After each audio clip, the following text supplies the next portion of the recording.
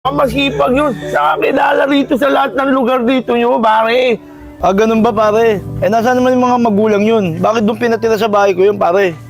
Kuya, magagalala ron. Pinaimbestigahan na ni Kap yun. Wala na ro talaga magulang. Mga ulila na ro siya.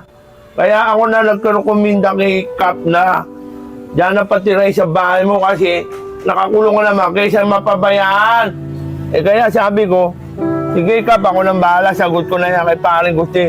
Nakakita mo na, malinis naman yung mga bahay mo, pare, di ba? Hindi pinababayaan ng bata, saka masipag. Mabait, pare. Eh, minamandon nga ako ng bata yun. Masyadong matapang yun, pre. Ang daming bawal doon.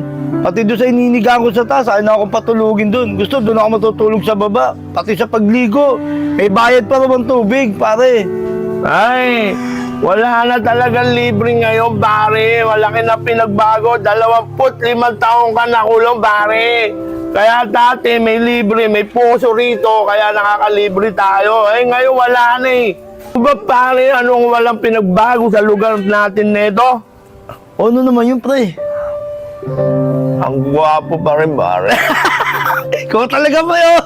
Palabiro ka pa rin hanggang ngayon. Tara, mag-inom na nga lang tayo. Yeah, kung saan pa tayo mapunta. Tara, tara.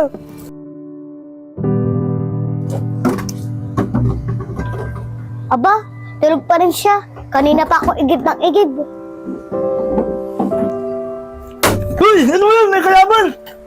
Ano kalaban? Kanina ka pa tulog dyan. Ako, kanina pa ako gising. Naghahanap buhay na ako.